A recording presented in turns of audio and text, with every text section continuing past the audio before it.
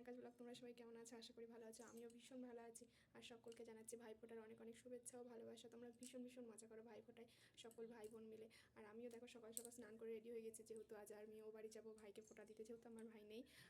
তো আমার পিসির ছেলে আছে, সেও তো ভাই বলো, তো তাকে ফোঁটা দিতে যাবো। ওর আজকে জন্মদিন আছে, তো ওখানে অনুষ্ঠানও আছে, তো সেই জন্য যেতে হবে। আর এখানে আজকে ভাইফোঁটার দিন যাচ্ছি, কারণ যেহেতু তোমাদের দাদাভাইও যাবে। আর যেহেতু অনুষ্ঠান আছে, তোমাদের দাদাভাইকে তো যেতেই হবে বলো।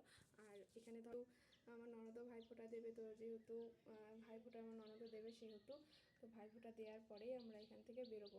তো চলো দেখতে থাকো যে কি হয় বা কী হয় ভাইফোঁটা, এখানকার ভাইফোঁটা ওখানকার ভাইফোঁটা কীরকম নিয়ে দেখতে থাকো। ওখানে বার্থডে সেলিব্রেটও আছে, অনেক অনেক মজা হবে, অনেক অনেক আনন্দ হবে। তোমরা দেখতে থাকো ভিডিওটা, তোমাদের নিশ্চয়ই ভালো লাগবে। যেহেতু আমাদের বেরোনোর তাড়া ছিল, সেজন্য তোমাদের দাদাভাই আগে ফোঁটা নিয়ে নিয়েছিল। এখনও কারোরই ফোঁটা হয়নি, সকলেই এখনও বসে আছে ফোঁটা নেবে বলে। আমরা সকাল সকাল বেরিয়ে যাবো বলে ফোঁটাটা নিচ্ছিলাম। আর মামাম দেখছিল কী হচ্ছে না হচ্ছে, এখানে কী হচ্ছে, বাবাকে কী করছে। দেখো মিষ্টিটা নিচ্ছিল, আর সবচেয়ে ভালো মিষ্টিটা কিন্তু আগে তুলে আমরা দেখতেই পাচ্ছ। আমরা বেরিয়ে গিয়েছিলাম ও বাড়ির জন্য, আর আমাদের একটু লেট হয়ে গিয়েছিল বেরোতে, যেহেতু একটাই ট্রেন ছিল। আমরা প্রচণ্ড দেরি করে ফেলেছিলাম, ওই জন্য ট্রেন হয়তো পাবো কি না পাবো না সেটাই ভাবছিলাম। দেখো তোমরা, আর প্রচণ্ড ভিড় ছিল, এবং রাস্তায় দেখো তোমরা কত বাস এসেছে, ওই জন্য আমাদের একটু আরও বেশি লেট হয়ে গেছে। এগুলো স্কন মন্দিরের সামনে দিয়ে আমি দেখছিলাম, আর এতটাই ভিড় ছিল মন্দিরের সামনে, তোমরা দেখো কতটা জাম, টোটো বাস, এতটাই দেরি হয়ে গেছে আরও, ওই জন্য বেশি। এখানে মামা মই করতে করতে আরও ঘুমিয়ে গিয়েছিলো। দেখো কত কিছু হয়ে গেছে একটুখানির মধ্যেই। মামা আবার ঘুমিয়েও পড়েছিল, এতটা দেরি হয়ে গেছে। আশেপাশে অর্ধেক দোকান খোলা ছিল এবং খোলা ছিল না। তোমরা যারা মায়াপুরে এসে দেখতেই পাচ্ছো কতটা সুন্দরভাবে আছে এখানে, দোকানপাটগুলো সব সাজানো আছে। আমি তোমাদের দাদাভাইকে বলছিলাম এদিকে দেখাও মন্দিরগুলো, জামা কাপড়। এখানে একটা মন্দির দেখো কতটা সুন্দর, এটা কিন্তু ঘাটের সামনে। দেখো মন্দিরটা কতটা সুন্দর লাগছে এখানে, আর এত সুন্দর। আমি কখনো এই মন্দিরের ভিতরে যাইনি, তবে একদিন গিয়ে তোমাদের নিশ্চয়ই দেখাবো। দেখো মন্দিরের মুখটা, মন্দিরের ওপরে ময়ূরের একটা ছিল। তোমার দাদাভাই ওখানে লঞ্চের টিকিট কেটে নিচ্ছিল। আমি মামামকে নিয়ে এগিয়ে গিয়েছিলাম, কারণ মামামকে যেহেতু ঘুমিয়ে পড়েছিল, সেহেতু কোলে নিয়ে থাকা যাচ্ছিল না, ওই জন্য আমি এগিয়ে গেছিলাম। আর তোমরা দেখো সামনে কতটা ভিড়, মানে কি পরিমাণ ভিড় আজকে, ওই জন্য। আর ভাইফোঁটার দিন যে এতটা ভিড় হবে সত্যি ভাবতে পারিনি। তোমার লঞ্চেও ভীষণ ভিড় ছিল, তোমাদের দাদাভাই মামামকে নিয়ে দাঁড়িয়েছিল। আর দেখো ভাইফোঁটার দিন ওয়েদারটাও ভীষণ ভালো ছিল, মেঘলা মেঘলা ওয়েদার ছিল। এখানে কতটা সুন্দর লাগছিল আশপাশটা। আমরা চলে গেছিলাম মায়াপুরে, যেহেতু নৌকো না লঞ্চে বেরিয়ে গেছিলাম। আর এখানে টোটোয় উঠে পড়েছিলাম, জানো তো টোটোয় প্রচণ্ড দেরি করছিলো টোটো যাতে। তোমাদের দাদাভাই বলছিল অন্য টোটোতে চলে চলো, ওই জন্য। আর এখানে চলে এসেছিলাম আমরা বাস স্ট্যান্ডে এসেছিলাম, কারণ আমাদের ঠিক ছিল যদি বাস না পাই তাহলে ট্রেনে চলে যাব, দেরি হলেও চলে যাব। আর এখানে আমরা পেয়ারা কিনে নিয়েছিলাম। তোমাদের দাদাভাই যেহেতু আমি খাবো না, তোমাদের দাদাভাইকে বলছিলাম তুমি একটু খাও আর বাড়ি গিয়ে খেও। এখানে বাস ছেড়ে দিয়েছিল, বাস ছাড়ার পরে মামার দিকে তাকিয়ে মামামকে বলছিলাম মামাম সকলকে হাই করে দাও। আর আশেপাশে সবাই তাকিয়ে দেখছিলো। আগে একরকম লাগতো, কিন্তু এখন ঠিক হয়ে গেছে, যেহেতু অভ্যাস হয়ে গেছে, অসুবিধে আর হয় না। দেখো তোমাদের মামাও দেখে দিচ্ছিলো, তোমার দাদাভাই একটু দেখে নিল। যাই হোক, এখানে আমরা চলে এসেছিলাম। এসে কালনায় যেহেতু চলে এসেছিলাম, আসার পরে মিষ্টি কিনে নিয়েছিলাম, যেহেতু ফোঁটা দিতে হবে বা কোনোভাবে রেডি ছিলাম না। তা চলো তোমরা দেখতে থাকো। চলে এসেছিলাম এখানে আমরা বাজারে, মানে কালনা বাজারে চলে এসেছিলাম ভাইয়ের জন্য কিছু গিফট নিতে। আর এই কাকুটার দোকানে মাঝে মাঝে আসতাম, তো গিফট কিনে আমরা চলে আসলাম। আসার পরে দেখো সকলে কী করছিল, তাকে দেখছিল যে আমরা চলে এসেছি। আর এখানে দেখো এখানে বেলুন দিয়ে সাজিয়েছিল, পিসি ওখানে বকাবকি করছিলো সকলকে, সকল বাচ্চারা বেলুনগুলো সব ফাটিয়ে দিয়েছে। তাড়াতাড়ি করে এসে আমরা বসে পড়েছিলাম, যেহেতু অনেকটা বেলা হয়ে গিয়েছিলো ফোঁটা দেওয়ার জন্য বসে পড়েছিলাম, অনেকটাই বেলা হয়ে গিয়েছিলো। চলো দেখো ফোঁটাটা দেখতে থাকো। এখানে ভাইকে ফোঁটা দিয়ে দিয়েছিলাম। ফোঁটা দেওয়ার পরে আমাদের ঠাম্মা আবার পাশে গিফট দিয়ে গেল, যে দিদির হাতে এটা দিবি। ভাইকে মিষ্টি খাইয়ে দিচ্ছিলাম। মিষ্টি খাওয়ার পরে এখান থেকে মামা আবার খেলা করছিল, দেখতেই পাচ্ছ বেলুন নিয়ে সকলকে বেলুন দিয়ে দিয়েছিল, বলছিল মা বেলুন নিবি। আর ওখানে মাম্মাম বেলুনটা নিতে যাচ্ছিলো, কিন্তু মিষ্টির কাছে যায়নি। আমি তো অবাক হয়ে যাচ্ছিলাম যে মিষ্টির কাছে যায়নি। ভাই আমাকে একটু খাইয়ে দিচ্ছিলো মিষ্টি, ঠাম্মা ওখান থেকে বলে দিল যে দিদিকে খাইয়ে দে, একটু জলও খাইয়ে দিচ্ছিলো। আমি ওখানে ভাইকে গিফট দিয়ে দিলাম, যেহেতু এটা কিন্তু ভাইফোঁটারই গিফট, জন্মদিনের গিফট আলাদা আছে। তো ভাইও আমাকে গিফট দিয়ে দিল। তারপরে আমরা এখান থেকে উঠে আমার ভীষণ খিদে পেয়ে গিয়েছিলো, যেহেতু সারাদিন খাওয়া নেই, অনেকটা বেলা হয়ে গেছিলো, ওই জন্য ঘরে খেতে বসে পড়েছিলাম। তোমাদের দাদাভাই খাওয়া হয়ে গেছে, কারণ আমার সাথেই বসেছিল। এখানে ভিডিওটা পরে ক্লিক করা হয়েছে, ওই জন্য একটু দেরি হয়ে গেছে। এখানে আমরা চলে গেছিলাম গিফট কিনতে আবারও বাজারে, কারণ তখন সঙ্গে সঙ্গে সম্ভব ছিল না, কারণ প্রচণ্ড খারাপ লাগছিলো। তাড়াতাড়ি করে ভাইফোঁটা ভীষণ বেলাও হয়ে গেছিলো, ওই জন্য চলে এসেছিলাম বাড়িতে। এখানে সবাই বলছিল মাইকটা একটুখানি ঘুরিয়ে পারুনির দেখে দিতে। এখানে সবাই কেকের জোগাড় করছিলো, তোমরা দেখতেই পাচ্ছ একটু অন্ধকার, ওখান থেকে কারেন্ট চলে গেছিলো হঠাৎ করে, ওই জন্য তোমার কীরকম অন্ধকার, ভীষণ সবার খারাপ লাগছিলো। আর মানে এখন যেহেতু অতটা কারেন্ট যায় না, তাই জেনারেটরেরও ব্যবস্থা করা হয়নি, সেহেতু কী করবো। আর এখানে দেখো নাম লেখা হয়েছে, কি সুন্দরভাবে নামটা লিখে দিয়েছে, সকলে মিলে সাজিয়েছে, ভীষণ সুন্দর হয়েছে সাজানোটা। তোমরা কেকটাই দেখতে পাচ্ছ, কেকটাও কতটা সুন্দর হয়েছে। মানে সকলে হাসাহাসি করছিলো যে আজকের দিনেই এরকম হতে হলো। কিছু করার নেই, ব্যাড লাক, জন্মদিন। দেখো তাও দেরি হয়ে যাচ্ছিলো, সকল বাচ্চারা ঘুমিয়ে পড়বে, সেজন্য কেকটা কাটিয়ে নেওয়া হচ্ছিলো। দেখো কতটা সুন্দরভাবে। ওপর না প্রথমে ভয় পাচ্ছিলো, যেহেতু কখনো জন্মদিন পালন করা হয়নি, এটা ওর 10 বছরকার জন্মদিন, মানে 10 বছরে পড়েছে, সেই জন্মদিন পালন করা হচ্ছে। তো সকলে বলছিলো মাকে আগে দে, মাকে আগে দেওয়ার পর এখানে সবাই কেক খেলছিলো, মানে তোমাদের দাদাভাইকে গায়ে কেক মাখিয়ে দিচ্ছিলো। আমরা তো কারেন্ট ছিল না, সেই জন্য রাতেরবেলা অতটা কিছু তুলিনি, খেতে খেতে অনেক রাত হয়ে গিয়েছিলো, মামাও ঘুমিয়ে পড়েছিলো। তোমাদের দাদাভাই দেখো সকালবেলা চলে যাচ্ছিলো বাড়িতে, মানে ভোরবেলা উঠে বাড়ি চলে যাচ্ছিলো। মাম্মা ওখানে ভিডিও করছে বলে হাসছিল। এখানে দেখা যাচ্ছিলো, এখানে এই গিফটটা আমার গিফট দিয়েছিলো, কোথাও গিফট পেয়েছিলো। এই গিফটটা দেখো কতটা সুন্দর হয়েছে, তোমাদের কার সকলের পছন্দ হয়েছে কিনা দেখো, সকলে কিন্তু কমেন্ট করে জানাবে গিফটটা কেমন হলো।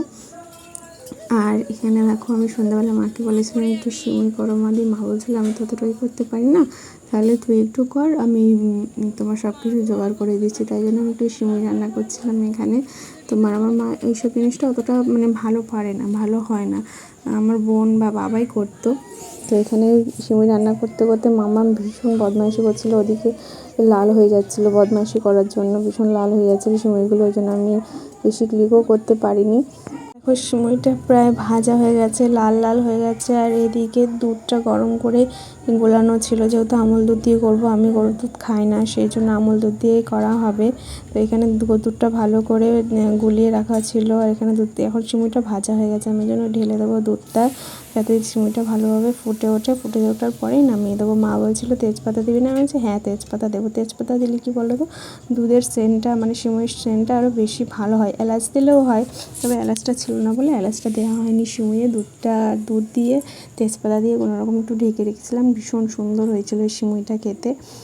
তারপরের দিনটা তো আমার ভীষণই খারাপ কেটেছে, সারাটা দিন ভীষণ খারাপ কেটেছে, কারণ মাম্মামের প্রচণ্ড জ্বর এসেছিলো, খুব জ্বর এসেছিলো। আর রাত প্রায় 8টা সাড়ে 8টার দিকে ডক্টরের কাছে নিয়ে গিয়েছিলাম, বুঝতে পারছিলাম না, খুব বমি করছিলো। আমার পাশের বাড়িতেও একটা অনুষ্ঠান হচ্ছিলো, ওদের বাড়িতেও একটা ছেলে বেড়াতে এসেছিলো, ওরও খুব শরীর খারাপ করেছিলো, তো আমরা একসাথেই চলে গিয়েছিলাম। সারাদিন কোনোভাবেই কী করেছি না করেছি কোনোভাবেই শ্যুট করা হয়নি, একটা ছোটো বাচ্চাকে নিয়ে সত্যিই পারা যাচ্ছিলো না। তো আমরা স্টেশনে গিয়ে তো আমরা পুরো বোকা হয়ে গিয়েছিলাম, কারণ এরকম হবে কখনো ভাবতেই পারিনি, মানে এরকম পরিস্থিতি হবে। তোমরা দেখো আমরা স্টেশনটা কীরকম পুরো খালি, মানে কেউ ছিল না, সেরকম একটা দুটো মানুষ ছিল। ট্রেন কখন আসবে তার কোনো ঠিক নেই। এখানে মামাকে পাঁপড় কিনে দিয়েছিলাম, ও পাপু করছিল, ওই জন্য। আর এক লাস্ট ট্রেন চলে এসেছে, ঝাড়া 1.5 থেকে 2 ঘন্টা বসে থাকার পরে। তো দেখো তোমরা ট্রেন এখানে চলে এসেছে, আমরা এখানে সাইডেই দাঁড়িয়েছিলাম, আর অনেক ব্যাগ ছিল যেহেতু, সেই জন্য মা বলছিল ঠিক করে ট্রেনে উঠতে পারবি তো, বললাম ঠিক উঠতে পারবো। তো উঠে পড়েছি আমরা ট্রেনে। প্রথমে জায়গা পাচ্ছিলাম না, তো যেহেতু বাচ্চা ছিল কোলে, সেহেতু একটা দিদিভাই বললো ওই বাচ্চাটাকে নিয়ে তুমি বসে পড়ো। আমি বসেছিলাম। মাম্মাম দেখো দুষ্টুটা কতটা শান্ত হয়ে আছে, ওর শরীরটা ভালো লাগছিল না, স্টেশনে খুব জ্বর চলে এসেছিলো, ওষুধ খাইয়ে দিয়েছিলাম, ওই জন্য শান্ত হয়ে বসে আছে।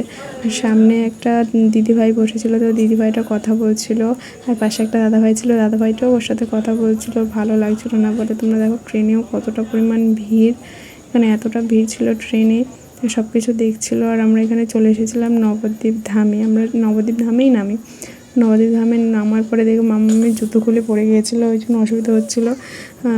আর এই দেখো এখানে প্রচুর বাঁদর বসেছিলো, আর মামাম বলছিল হুপ্পা, মামাম বাঁদরকে হুপ্পা বলে। দেখো কতটা সুন্দর লাগছিলো, সব কটা বাঁদরের কোলে বাচ্চা ছিল। এবং উঠে পড়েছিলাম টোটোতে, যেহেতু আমাদের ঘাটে যেতে হবে, গঙ্গা পার হতে হবে। ওখানে মা ওখানে লঞ্চের টিকিট কাটছিলো আর আমি ওখানে উঠে পড়েছিলাম। তো মাম্মাম এখানেও ঘুমিয়ে পড়েছিল, মানে লঞ্চে ওঠার সময়তেই ওর ঘুম লেগে যায়। যাই হোক, এখানেও বাদর ছিল, তোমরা দেখো ওপরে এখানে বাদর বসে, সবসময় বাদর বসেই থাকে এখানে তোমরা। আর প্যাকেট ছিল বলে মাকে বলছিলাম মা ঠিক করে নিয়ে আসো, ওখানে বাদর আছে পেরে নিয়ে নেবে। কিন্তু লঞ্চে দেখো কতটা পরিমাণ ভিড়, বাবা সত্যি এবার খুব কষ্ট হয়ে গেছে, কারণ এতটা ভিড়ে ভীষণ কষ্ট হয়ে যাচ্ছিল আমাদের আসা যাওয়া করতে। আর দেখো এবার কিন্তু গঙ্গায় প্রচণ্ড স্রোত ছিল ওখান থেকে, আর ওয়েদারটা দেখো কতটা সুন্দর লাগছে। আমি তো মানে লোভই সামলাতে পারিনি, ওই জন্য জাস্ট তুলে নিয়েছিলাম। কতটা সুন্দর লাগছে তোমরা দেখতেই পাচ্ছ, এতটা সুন্দর লাগছিল বলার মতো না। তোমরা দেখো এতটা সুন্দর ছিল ভিউটা, কিন্তু সেদিনকে খুব গরম ছিল এটা বলতে পারি। তো ও পাঁচ থেকে লঞ্চে যাচ্ছিলো, লঞ্চের শব্দে মামাম ঘুম থেকে উঠে পড়েছিল, তো একটু কেঁদে উঠেছিল লঞ্চের শব্দে। আমি বলছিলাম মামাম দেখো আমরা নৌকোয় আছি, দেখো তোমরা স্রোত দেখেই বুঝতে পারবে কতটা পরিমাণ জলের স্রোত ছিল, এতটা স্রোত ছিল বলার মতন। আমরা চলে এসেছিলাম মায়াপুরে। এখান থেকে যেতে যেতে কিছু মন্দির পরে চলো তোমাদের দর্শন করায়, আমারও কখনো ভিতরে ঢোকা হয়নি, এখান দিয়ে সামনে দিয়ে যাও। তোমরা প্রত্যেকটা মন্দির এতটাই সুন্দরভাবে গঠন করা হয়েছে, এতটাই সুন্দরভাবে তৈরি করা হয়েছে যে দেখলেই মনটা জুড়িয়ে যায়, ভীষণ সুন্দর। আর সামনে দেখো এই মন্দিরটা আমার তো ভীষণ প্রিয়, ভীষণ ভালো লাগে, ভীষণ ভালো লাগে, যেন ঠিক একজন রথের সামনেটার মতো, বলো কতটা সুন্দর। তো দেখো এখানে ছোট ছোট টিনের চালা করে ঘর বানানো আছে, তার পিছনে কত মন্দির, মানে চারিদিকে শুধু মন্দির আর মন্দির। আর দেখো চারিপাশে এত দোকান, এত দোকান, মানে তোমরা এমন কিছু নেই যে এখানে পাবে না। আর ভীষণ সুন্দর সুন্দর জিনিস পাওয়া যায় এখানে। আর তোমরা দেখতেই পাচ্ছ স্বয়ং ইস্কন মন্দির ওখানে দাঁড়িয়ে আছে, ইস্কন মন্দিরের চূড়াটাকে দেখা যাচ্ছে ওখান থেকে। আর কতটা সুন্দর লাগছে তোমরা নিশ্চয়ই বুঝতে পারছো। দেখো এখানে তোমার এত বড় একটা জায়গা নিয়ে যে আমাদের ইস্কন মন্দির দাঁড়িয়ে আছে, সকলের প্রিয় রাধাকৃষ্ণ স্বয়ং বিরাজ করছে সখীদের সঙ্গে, সকলের প্রিয়। আর শ্রী রাধিকার যে কতটা রূপ এখানে, শ্রী রাধার শ্রীকৃষ্ণের কত রূপ, সে যেন এখানে এসেই যেন বোঝা যায় তাদের সখীদের। দেখো এটা কিন্তু ইস্কন মন্দিরের মেন গেট, যে বড় গেট হয় সেইটাই এই ইস্কন মন্দিরের, এটা এখানে। আর দেখো এই আকাশটা দেখো কতটা সুন্দর, এখানে আকাশটা এতটাই সুন্দর যেন আমাদের শ্রী রাধিকাকে আর শ্রীকৃষ্ণকে যেন আগলে আছে, যেন এই ওনাদের বসবাসের জায়গা যাতে কিছু না হয় সেইভাবে যেন মাথায় একদম ছাদ হয়ে আছে। দেখো কতটা সুন্দর। আমি এখানে তোমাদের বাইরে থেকে দেখিয়েছি, যেহেতু টোটোতে ছিলাম সেহেতু বেরোতে পারিনি। যাই হোক, আমরা একটুখানির মধ্যে বাড়ি পৌঁছে যাবো। তো তোমাদের এই ভিডিওটা যদি ভালো লাগে তাহলে লাইক কমেন্ট শেয়ার করে দিও, আর আমার চ্যানেলটা সাবস্ক্রাইব করে দিও। আজকের মতো টাটা, দেখা হবে অন্য কোনো ব্লগে।